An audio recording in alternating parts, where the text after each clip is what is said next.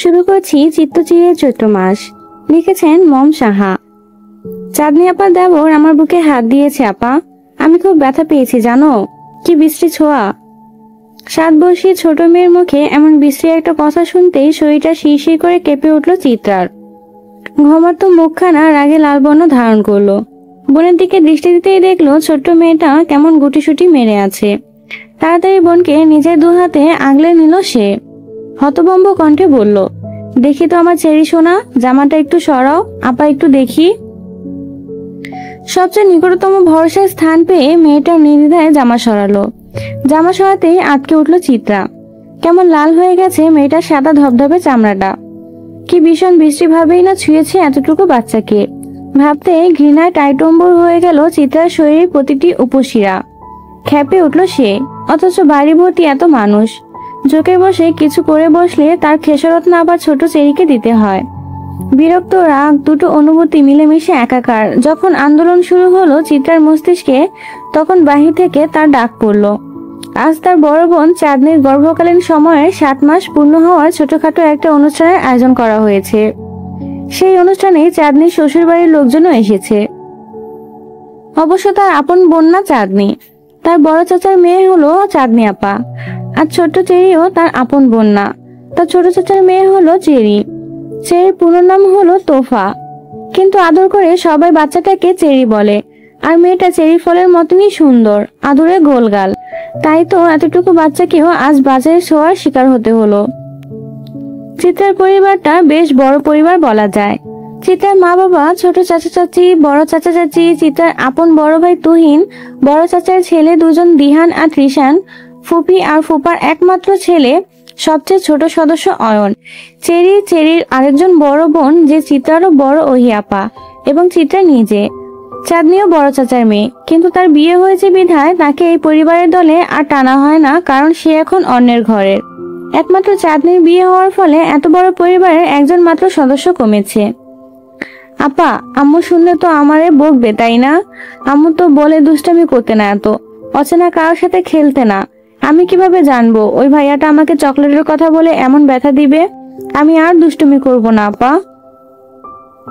চেরির এমন অসহায়ত্ব দেখে বুক ভরে কান্না এলো চিত্রার। বয়সন্ধির বয়স তো, তাই আবেগের স্রোতে কান্নাটাই আসে প্রথমে। কিন্তু সে কাঁদবে না মেয়েটার সামনে, তাহলে মেয়েটা আরো বেশি ভয় পেয়ে যাবে। কণ্ঠনালীতে আটকে থাকা কান্নার স্রোতটা গিলে ফেললো চিত্রা। খুব কষ্টে মুখে হাসি হাসি ভাব ফুটিয়ে বলল, কেন খেলবে না তুমি? হ্যাঁ, অবশ্যই খেলবে। আপা আছি না তোমার সাথে, কেউ কিচ্ছু করবে না। আর দেখো, তুমি কেবল ওই পচা ভাইয়াটার রুমের সামনে আর যাবে না, কেমন? মনে থাকবে তো? অবশ্যই ডানে বামে মাথা নাড়লো। কি নিষ্পাপ ছোট মুখখানা, টানা টানা মায়া মায়া 2টি চোখ বাচ্চাটার। অনেক ফর্সা আর স্বাস্থ্য ভালো হওয়ায় ভীষণ আদুরে লাগে মেয়েটাকে। আর এই ছোট্ট মেয়েটার শরীরে হাত দিতে নাকি বাঁধেনি ওই লোকটার। কিছু তো একটা ব্যবস্থা করতেই হবে, এত সহজে তো ছাড়া যাবে না অসভ্যটাকে। বোনের মুখখানা ধুয়ে দিয়ে সুন্দর করে চুলগুলো বেঁধে দেয় চিত্রা। কান্না করতে করতে লাল হয়ে গেছে বাচ্চাটার মুখ। পারে না যেন বুকের সবটুকু স্নেহ ঢেলে দেয় মেয়েটার তরে। চেরিকে তৈরি করিয়ে চিত্রে নিজেও গোসল করে এলো। মাত্রই কলেজ থেকে এসেছিল সে।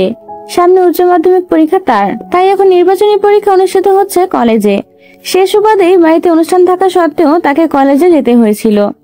সে অবশ্য তত উন্নত শ্রেণীর ছাত্রী না, কোনো মতে চলনসই রেজাল্ট হলে সে সন্তুষ্ট।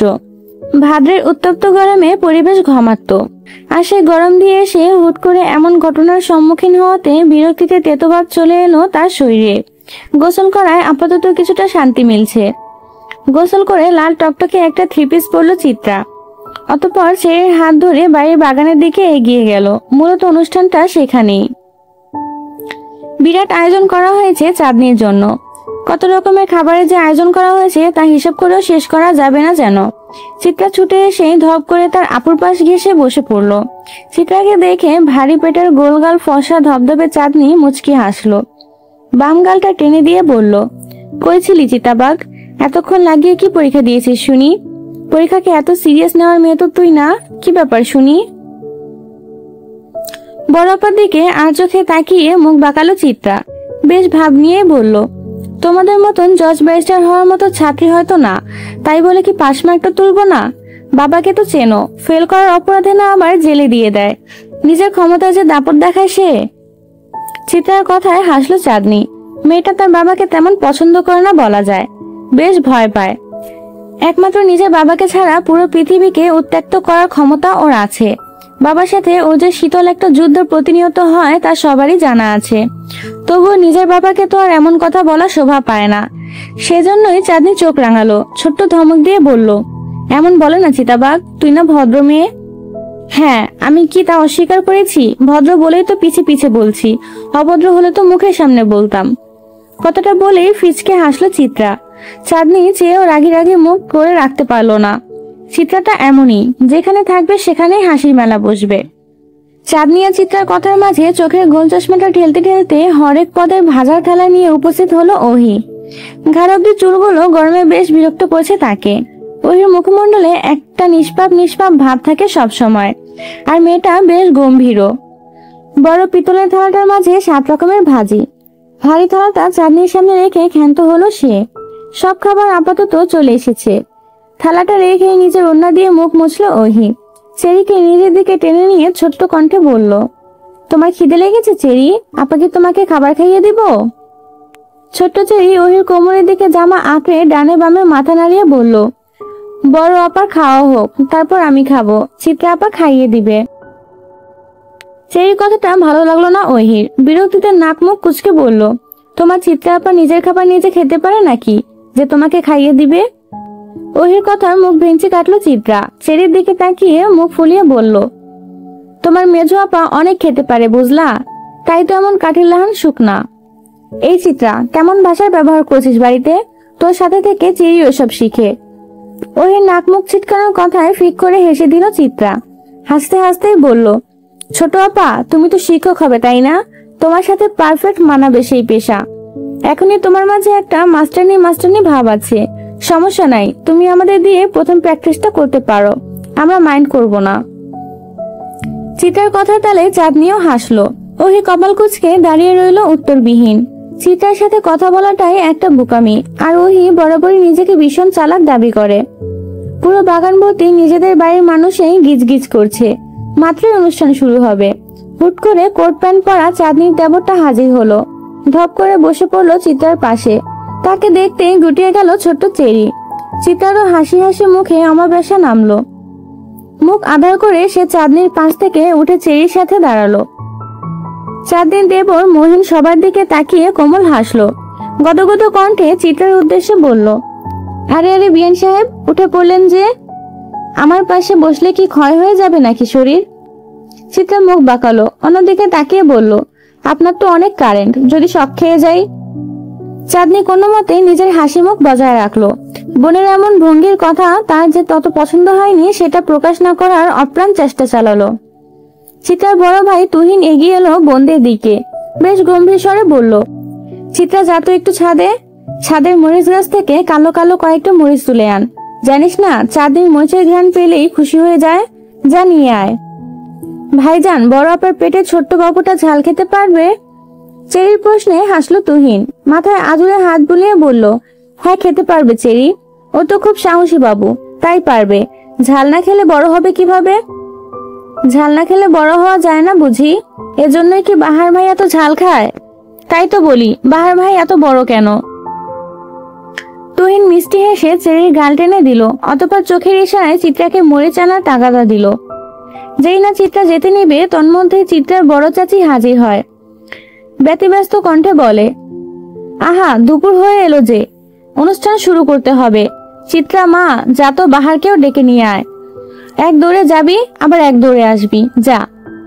চিত্রা মাথা দুলিয়ে ছুট লাগালো ছাদের দিকে। তবে যাওয়ার আগে চেরিকে ছোট আপার সাথে থাকার নির্দেশ দিয়ে গেল। ছাদে টুকটাক সবজির গাছের পাশাপাশি অনেক রকমের ফুল গাছ অবস্থিত। বিভিন্ন ধরনের ফুল সংগ্রহ করাই যেন চিত্রার কাজ। তার ভীষণ ভালো লাগে এ কাজ করতে। তাই তো ছাদে প্রবেশ করার সাথে সাথেই পা বাড়লো ফুল গাছগুলোর দিকে। কয়েকদিন আগে 3টি নতুন ফুলের চারা গাছ লাগিয়েছিল। আজ সবগুলোরই কি সুন্দর হাসি হাসি ফুটন্ত মুখ দেখা যাচ্ছে। চিত্রা মুগ্ধতা সামলাতে না পেরে পত্রলেখা, মৌসন্ধা আর রঙ্গন ফুলের গাছ থেকে একটা একটা করে ফুল ছিঁড়ে নিল। এই ফুলের গাছগুলো তত সহজলভ্য নয়।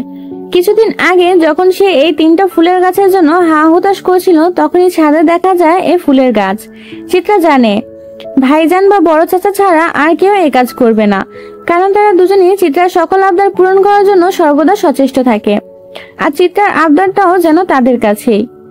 আনমনে ফুলগুলো মাথায় গুজতেই পেছন থেকে ভরাট পুরুষালী কণ্ঠ ভেসে এলো। এই মেয়ে, ফুল ছিঁড়ছ কেন? গাছের ফুল গাছেই শোভা পায়, তাকে ছিঁড়ে নিজের চুলে গোজার মধ্যে কোনো মহত্ব নেই। গম্ভীর পুরুষালী কণ্ঠে এমক ধমকে বিরক্ত হলো চিত্রা। সে বিরক্ত ভাব কপাল কুঁচকে ঝেড়ে ফেলে বলল, গাছটা কি আপনার? গাছটা কি তোমার? তোমারও না। গাছটা বর্তমানে যেখানে অবস্থানরত, যে মাটির উপর দাঁড়িয়ে আছে, গাছটা এখন তার।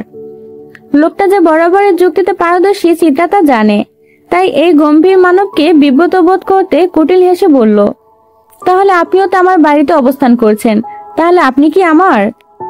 ছেলেটা হাসলো। চিত্রার মাথায় যে অসৎ বুদ্ধি ছড়াছড়ি সেটা তার ভালোই জানা আছে, তাই 2 আঙ্গুলের মাঝে সিগারেটটা শেষ টান দিয়ে ধোঁয়াগুলো আকাশের পানে উড়িয়ে কেমন সতর্ক কণ্ঠে বলল, আমায় জ্বালাতে এসো না মেয়ে, নিজেই জ্বলে যাবে।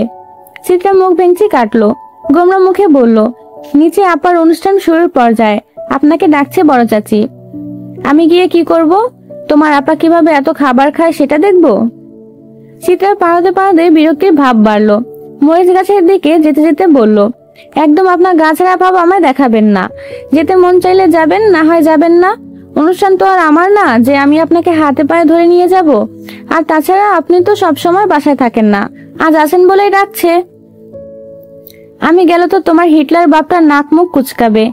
যাই, ওনার একটু শিরায় উপর শিরায় বিরক্ত ছড়িয়ে আসি। চিত্রা আর কোনো উত্তর দিল না। মরিচ গাছের দিকে এগিয়ে গেল সে। লোকটার বাউন্ডুলে ছন্নছাড়া ভাবটা ঠিক পছন্দ না তার। বাবা মেয়ের এদিকে ভীষণ মিল, দুজনেই এ ছেলেকে দেখতে পারে না। বাহারে ধপাধপ চলে যাওয়ার শব্দ শোনা গেল।